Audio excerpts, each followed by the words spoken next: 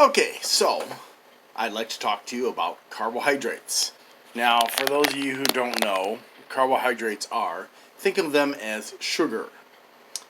But they're not all the same. And a lot of people think that if you eat, say for example, sugar source A, carbohydrate, like say for example, white rice, versus sugar like white sugar, that it's better for you or worse for you. There's a lot of confusion about that, actually.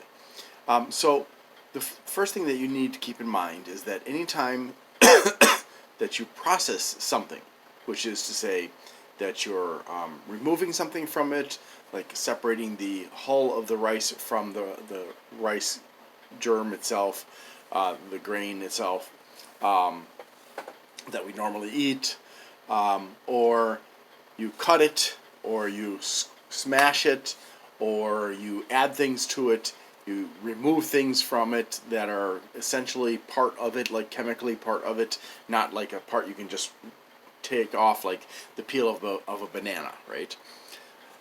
Every time you do something like that, you are processing a food. And the more you process a food, the worse it tends to become for your health, especially if you're adding things like extra salt, extra sugar, oil.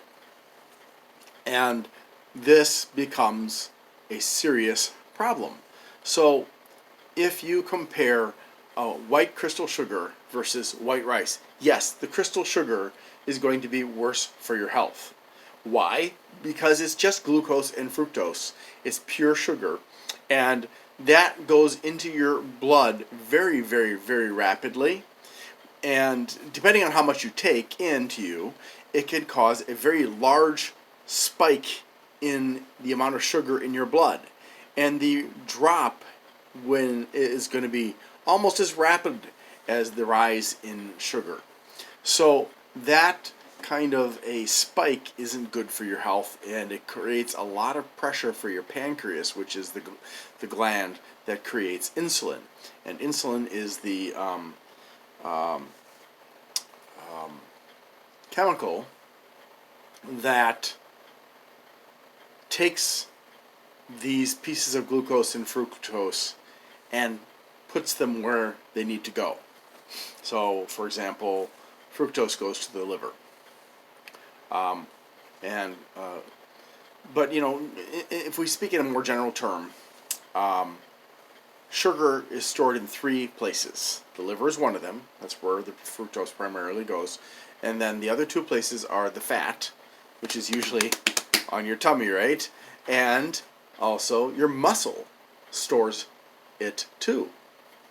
So those three places are where you store your energy, your caloric energy. Now, getting back to the difference between white sugar and white rice, there's actually, so we can say this is a simple sugar because it's been purified or refined or processed to the point where all the excess nutrients have from the cane sugar plant or the coconut or whatever have been removed. So when you see a brown sugar is marginally better for your health than white sugar. The reason being is that it's not pure. It still has impurities or things that are originally in the plant it came from that cause the brown color, and therefore you can get trace amounts of nutrients. Now, please, as you're listening to this, please keep in mind, I'm not a doctor. And most doctors don't know about nutrition anyways. I'm not a nutritionist. I'm not a dietitian. I'm just learning because I have health issues that I'm going to turn around. And I'm currently at 200 pounds. And I've got a body mass index that puts me as obese. And where previously it would have been overweight. So I'll just say I'm overweight. And it's a big issue because I can't go to my doctors and say, give me advice on nutrition, because my doctors don't know about nutrition. Despite the fact that the most deadly diseases that we're facing in our modern age are caused by improper food intake. In other words, eating a lot of the wrong things. Doctors are not trained on nutrition. They're not trained to advise you on diet. You have to go to a dietitian, and the dietitians may be influenced by the food industry to prevent you from really having an optimal diet that would really do the best for your heart, for your liver, for your kidneys, for your lungs, for everything. But if you think about it, we as consumers have a problem because the nutrition labels don't make it easy for us to understand the risk of consuming a product. It tells us the nutrition, and then we have the ingredients list, which is listed from the number one ingredient all the way down to the the ingredient with the smallest amount in the food. But it doesn't tell us anything about the risks of what's in that food. So, and if you don't understand about fats, carbohydrates, and protein, then looking at that information is like trying to navigate a maze. Okay, so now we understand that there are two basic kinds of sugars. There's the pure sugar that's a white color, and then there's the mostly refined sugar that's a brown color. So brown sugars, honey is a naturally partially processed food or carbohydrate source from bees, and it does have some health benefits in it compared to a white sugar. But just about anything has health benefits compared to white sugar. And then, of course, there are the artificial sugars, and those are basically another highly processed sugar or sugar alcohol or something like that. And again, they're highly processed, so they're not going to be good for your health. Even if it's an artificial sugar, it's not necessarily good to consume it in large quantities. So we have the artificial sugar, we have the highly refined white sugars, then we have the mostly refined brown sugars, all and syrups, agave and whatnot. They're all not good for us. Okay, these are not sugars we should be consuming. They are, and especially not children. Would you give your children? Okay, if you're a responsible parent, and I know some of you out there are not responsible parents, but if you are a responsible parent, would you give your child chewing tobacco or cigarettes or cigars or pipes? Would you give your child a glass of vodka or other hard alcohol? No, you wouldn't. But the thing of it is that carbohydrates, the wrong kinds of carbohydrates, can cause the same diseases as alcohol. You can develop, because of a lot of refined sugars in your child's diet, your child can develop cirrhosis of the liver, a fatty liver, even cancer of the liver. Okay? So, why are we giving our kids so much sugar? Why do we celebrate Halloween with tons and tons of candy? And why is it a major problem when the manufacturer in 2020 said, well, we can't produce the marshmallow chicks for this holiday because we need it for Easter? We're killing our kids by giving them all these sweets. And worse yet, we're making them addicts, because lots of studies have shown that sugar has the same response, and gets the same response as addictive substances in the brain. You consume sugar, your brain rewards you for consuming sugar, and it becomes a vicious cycle. The more you're rewarded, the more you want it, because you keep on feeling good. But it destroys your body at the same time. Okay, so those are the simple sugars. Again, the artificial sugars, the white sugars, the honey, the agave syrup, and all the other syrups, maple syrup, whatever it is, coconut syrup, I don't care. Tapioca starch. There are so many different names for refined sugars. Tapioca starch, potato starch, pea starch, anything with the word starch in it. That's where they've extracted that from the plant is a refined sugar. And there's a whole list. You have to look it up to find the full list. And some of them you're not going to recognize. You'll recognize things like molasses and Treacher's syrup and mannitol and erythritol and sorbitol and all these sucrose and sucralose and oligofructose and fructose and glucose. Sucrose is contains both glucose and fructose in it. Okay. Now, let's go back to rice. Okay, so if you take a partially processed rice, like a white rice or yellow rice, that has had the outer hull removed and the outer skin removed, that is a simple complex sugar, I guess you could call it. We'll just call it that. I'm sure somebody has already invented the perfect term for it, but it is a simple complex sugar. The difference between that and the one that hasn't had the edible parts of the rice removed is those are a true complex sugar, because, okay, put it this way. When you consume a simple sugar, whether it's fully refined or partially refined like brown sugar, your blood sugar spikes like this, right? But if you consume a simple complex sugar, your blood sugar will go up and then it'll go down, a much more gradual rise and fall. If you consume a complex carbohydrate, like say for example, we'll say peas or carrots, it'll be a very slow rise and a very slow fall. So ultimately, the unprocessed sources of carbohydrates, which are primarily going to be your fruits and vegetables and some of your legumes, those are the ones that are going to be the best for you to eat. And then the simple complex carbohydrates like partially processed rice that removes the outer hull but doesn't remove the skin. If you don't remove the skin, so you get I don't know if you've ever had it, you get a rice where it's got a brown skin on it, but when you cook it, it kind of pops open. That skin is actually good for your health. It's got fiber, and that makes it more, the skin helps to protect you from a high blood sugar count. Eating a lot of sugar is going to put you at and then again, let me specify, we're talking primarily here about highly refined and mostly refined sugars, okay? Or what we can look at and say, oh, it's a syrup, it's crystals, those are the mostly refined sugars. Powder even. Even if you look at that and you're you look at the name and you're not sure, if you look it up and it says this is a refined sugar, then that's what it is. It's bad for your health. And when you look at the nutrition label,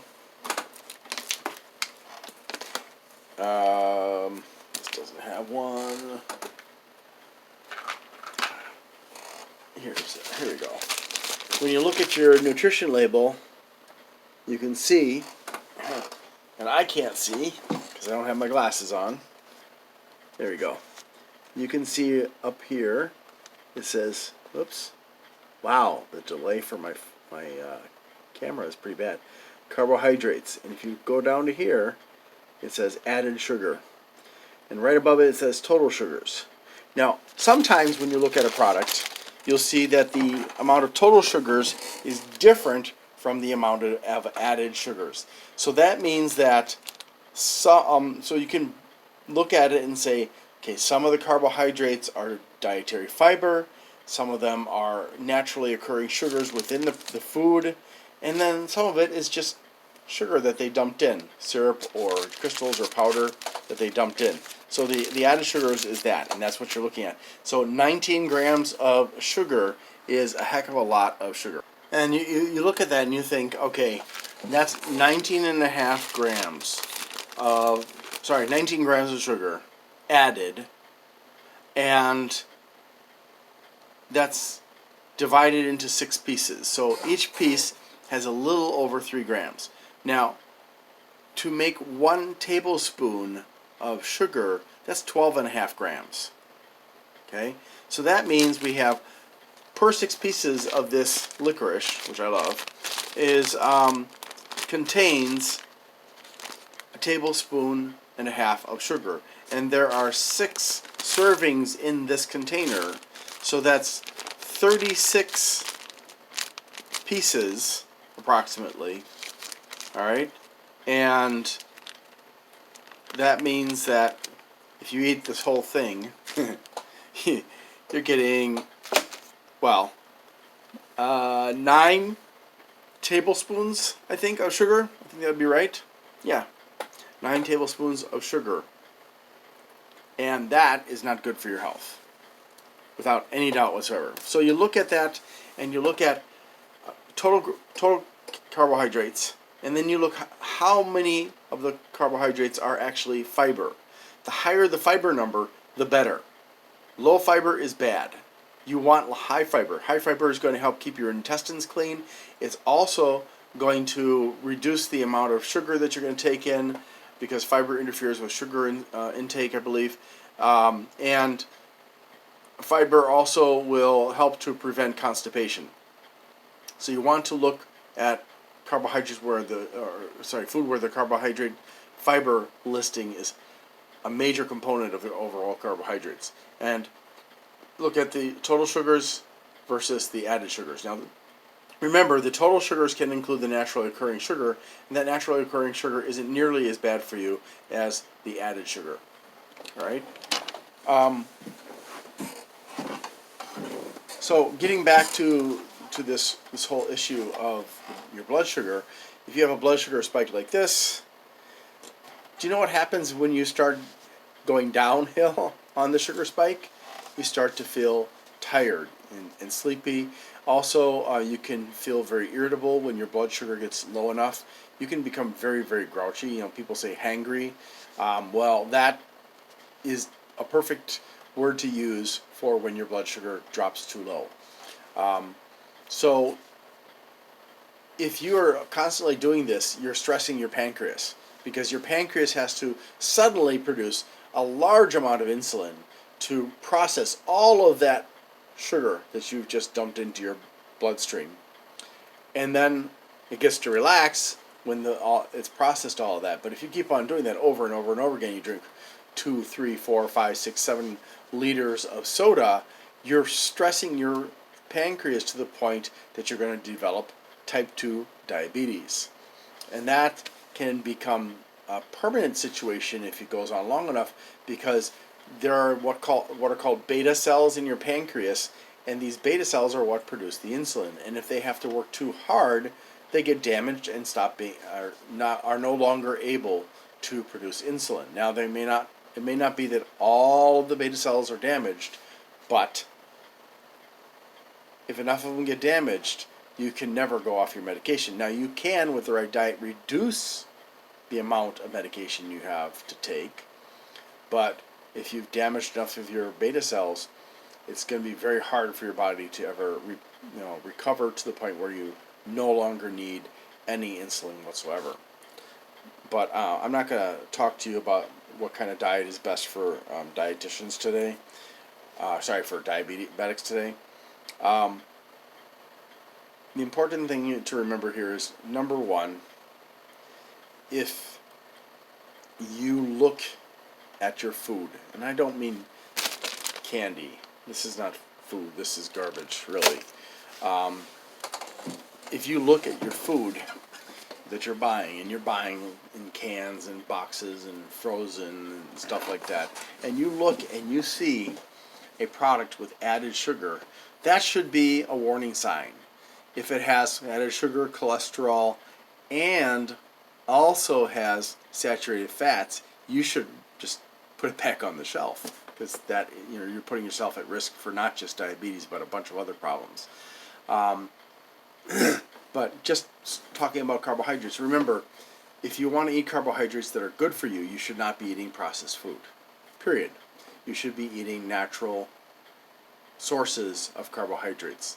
And that includes a lot of the non-leafy vegetables. So potatoes and yams and peas and turnips and radishes and carrots. Most of the tubers that grow in the ground are going to be considered a good source of carbohydrate. And things like legumes have carbohydrates in them too. When I say legumes, I mean like beans and peas. Anything that grows in a pod with the big seeds that you can eat. That's all going to be a source of carbohydrate. Cassava, is another root of a tree or a plant really that is a good source of starch, and it's used for making tapioca and bubble tea balls and a bunch of other stuff. Let's see. Ultimately, if you are feeding yourself and your children a food or foods where there's lots of sugar in it, and it doesn't matter whether it is in cake and cookies, or it's in ice cream and yogurt, or it's hidden in your can of vegetables.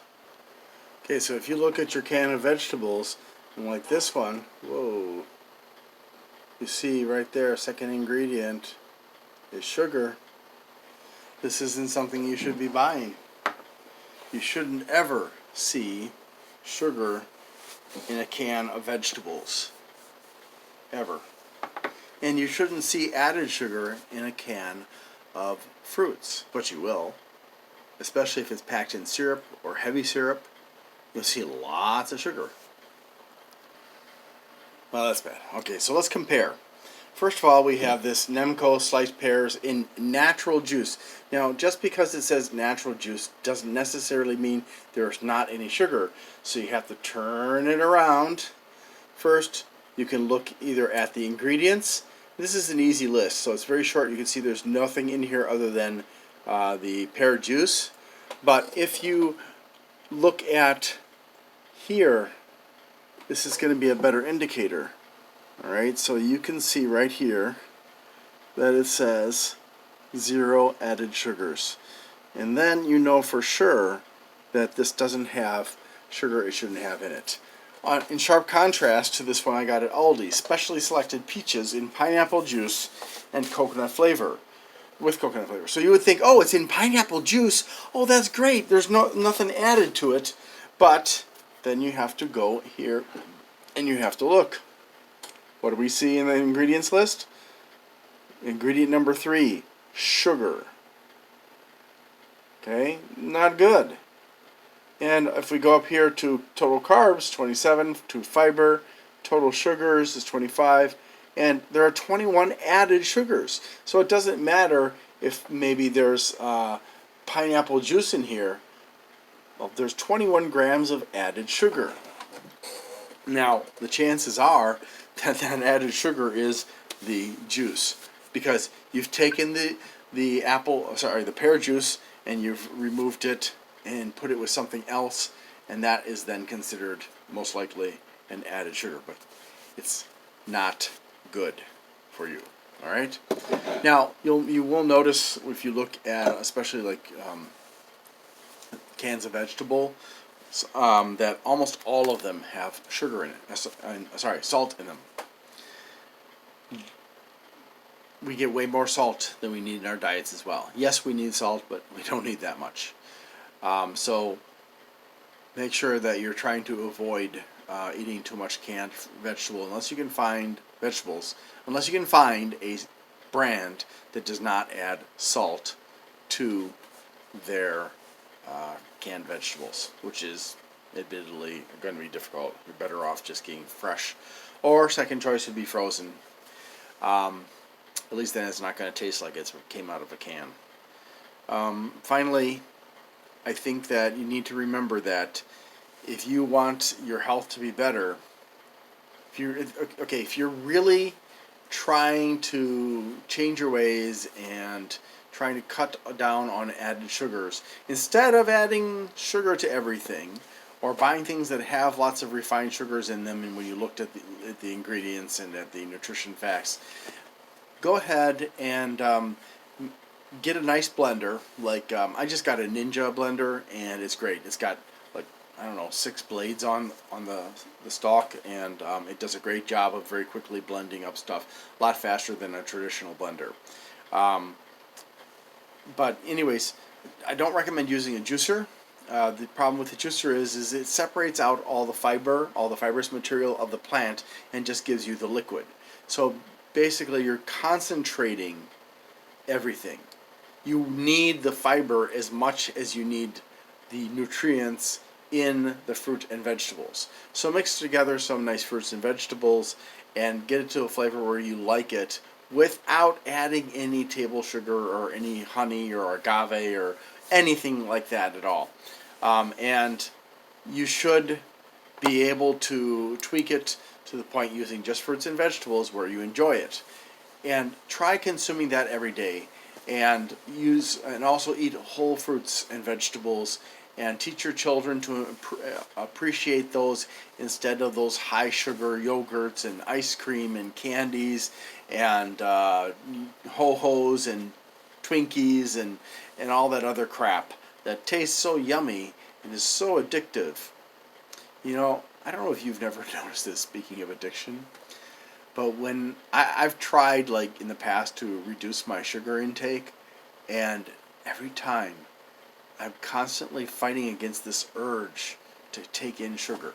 And if I'm not paying attention, I'll just give in. And I'll nom nom nom nom. So I would suggest that don't have any food near a place where you're going to be distracted, such as by your TV or by your computer, unless it's food that is low in sugar and low in salt. No snack food. Yeah, no junk food. Just keep that away from areas like that, because it's very easy when you're distracted by watching TV or working on the computer or something like that to just grab and without thinking start shoving stuff into your mouth until you're full, and then you don't want to eat a proper meal, or until you get a nice blood sugar and then you're like, I'm so tired, or maybe your stomach is upset, which has happened to me. So I hope that this information has helped you. Please remember, stick with the complex carbohydrates that have minimal or no processing, and use them as fresh. You can cook them if you want to cook them. You can blend them if you want to blend them. Just don't throw away the fiber. Eat it as whole as you possibly can, and you'll get everything that you need from those, except for B12. Unfortunately, because of all the antibiotics, chlorine, and pesticides, we've killed the bacteria that produce the B12. Yes, guess what? B12 does not come from animals, nor does protein. It all comes from plants and bacteria. Thank you very much for watching, and I hope you have a great day. And remember, I am not a medical expert or a nutritionist or a dietitian or anything like that. And most doctors don't know anything about nutrition anyways, other than very vague. Oh, do the Mediterranean diet, do the DASH diet. They don't know the details because they're not taught it, which is dumb. Have a great day.